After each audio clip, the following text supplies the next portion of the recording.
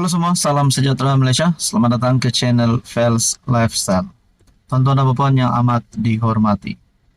Selepas isu anak Menteri Besar Perlis ataupun anak kepada pemimpin besar PAS yang terlibat dengan tahanan SPRM yang melibatkan jumlah RM 600,000.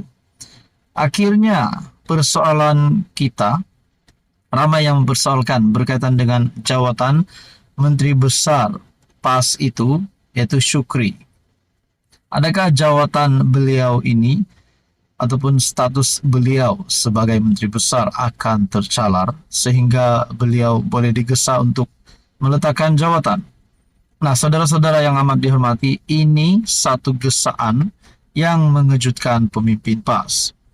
Dikatakan melalui artikel Harapan Daily, anak dan pegawai kanan ditahan SPRM.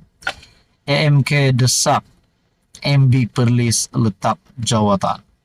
Wow, ini satu gesaan peletakan jawatan yang mengejutkan PAS. Angkatan Muda Keadilan AMK Perlis mendesak agar Menteri Besar Muhammad Syukri Ramli meletakkan jawatan berkuat kuasa serta-merta susulan penahanan beberapa pegawai kanan yang mempunyai kaitan dengan Kerajaan Negeri Perlis.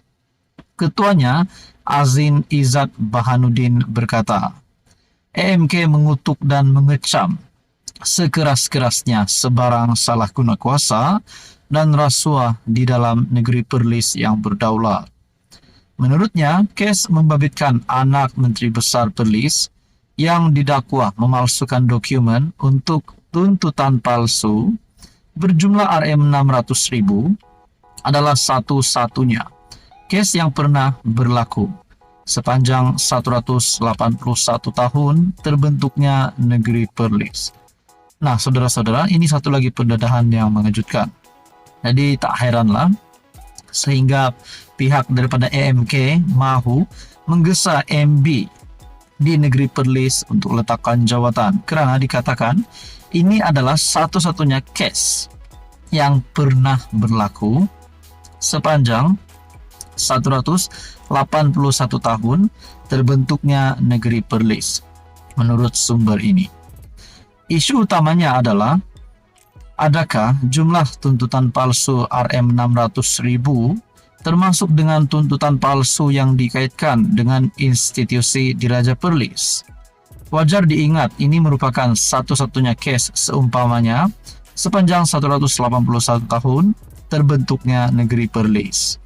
Bagaimana boleh dikatakan PN bersih dan stabil, namun anak kepada pemimpin tertinggi negeri pula ditahan reman SPRM ketika PN berkuasa tidak sampai satu penggal, katanya dalam satu kenyataan. Dalam pada itu, AMK Perlis menggesa barisan kepimpinan PN Negeri Perlis, terutamanya MB Besar, Menteri Besar Perlis bermuhasabah dan bertanggung jawab terhadap isu yang berlaku. Beliau juga mengharapkan agar satu siasatan dijalankan dengan telus tanpa ada ganggu, gugar dari mana-mana pihak. Kerana siasatan turut melibatkan anggota keluarga Menteri Besar Perlis serta pegawai beliau. Maka kami menuntut YAB Menteri Besar meletakkan jawatan berkuat kuasa serta-merta. Terdahulu Muhammad Syukri berkata beliau terbuka jika anaknya yang disiasat oleh SPRM menerima hukuman seandainya terbukti bersalah dalam hal berkenaan. Apa komen Anda? Sekian saja, teruskan bersama di dalam channel ini untuk info yang seterusnya. Halo semua, salam sejahtera Malaysia. Terima kasih kerana bersama di dalam channel ini. Saudara-saudara, berkaitan dengan pilihan raya kecil Kuala Kubu Baharu yang diadakan pada 11 Mei.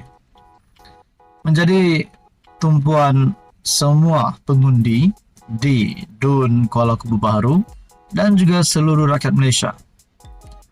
Dan menjadi tumpuan juga sama ada calon PN yang akan menang ataupun calon Pakatan Harapan daripada DAP ataupun calon Kerajaan Perpaduan yang akan menang. Nah, saudara-saudara, berkaitan dengan calon, kita hanya bincangkan dua calon ini hari ini. Berkaitan dengan satu cabaran daripada pemimpin PAS kepada calon DAP. Nah, saudara-saudara, mengikut perkongsian daripada Malaysia Kini, semua subjek E calon Pakatan Harapan sahut cabaran PAS dedah keputusan SPM. Rupanya PAS yang mencabar calon Pakatan Harapan untuk mendedahkan keputusan SPM, dan inilah jawabannya. Calon PH dalam pilihan raya kecil Kuala Kubu Baharu, Pang Sok Tau, berkongsi keputusan SPM dan UPSR yang menunjukkan keputusan cemerlang semua E. Wow. Nah, adakah ini satu petanda yang baik untuk Pakatan Harapan? Mungkin kita boleh kata ini adalah satu kemenangan awal untuk Pakatan Harapan, untuk DAP dan untuk kerajaan bagi pilihan raya kecil Kuala Kubu Baharu. Bekas setiausaha akbar kepada Menteri Perumahan dan Kerajaan Tempatan Ngakor Ming itu berbuat demikian sebagai maklum balas kepada cabaran Ketua Penerangan PAS Ahmad Fadli Syari semalam. Artikel bertarik 29 April. Adakah PAS yang mencabar calon daripada kerajaan perpaduan ini atas sebab untuk memalukan, tetapi akhirnya gagal pula kerana semua keputusan yang diperolehi Pang Sok Tau adalah semua E. Wanita 31 tahun dari Ampang itu mengambil SPM pada 2010 dan mendapat keputusan semua E, meliputi E+, E dan E-. Nah, kita bercakap tentang keputusan baru-baru ini di dalam Facebook page Ana Tahu, di dalam media sosial saya melihat dengan perkongsian satu artikel berita di mana keengganan calon daripada PN Bersatu berkaitan dengan latar belakang pendidikan. Calon Perikatan Nasional enggan ulas mahu tumpu kempen. Artikel ini bertarik 27 April. Manakala Pang Sok Tau pula bertarik 29 April sudah mendedahkan keputusan SPM semua subjek E. Adakah ini perbezaan di antara calon PH dan PN ini? Dan perbezaan ini membolehkan satu kelebihan kepada calon kerajaan perpaduan ini untuk menang. Setelah diberikan cabaran, akhirnya Pang Sok Tau menyahut cabaran dan mendedahkan keputusan. Bagaimana pula dengan calon Perikatan Nasional itu? Nah, itu menjadi persoalannya. Jadi saudara-saudara yang amat dihormati, menurut Anda siapakah yang layak menang di pilihan raya kecil Kuala Kubu Baharu? Tapi setakat ini untuk calon yang saya lihat ini, rasanya bagi latar belakang pendidikan mungkin kita boleh lihat setakat ini keputusan berpihak kepada calon kerajaan perpaduan. Nah, saudara-saudara, di dalam artikel ini berkongsi, lebih menarik pelajar sekolah menengah Chung Hua di Port Dickson, Negeri Sembilan itu mendapat keputusan lebih baik dalam mata pelajaran bahasa Melayu, yaitu E, dan bahasa Inggris E+, berbanding bahasa Cina E-. Yang berhormat Pasir Mas, Tuan Ahmad Fadli Syari bertanya tentang UPSR dan SPM saya. Inilah jawabannya. Saya terhutang budi kepada guru-guru yang pernah mengajar saya. Ucapan terima kasih saja memang tidak cukup sebagai balasan atas jasa bakti yang telah dicurahkan dalam mendidik saya, katanya. Dia juga mengucapkan terima kasih kepada Dedi dan Mami yang tidak pernah mengabaikan pendidikan anak-anak.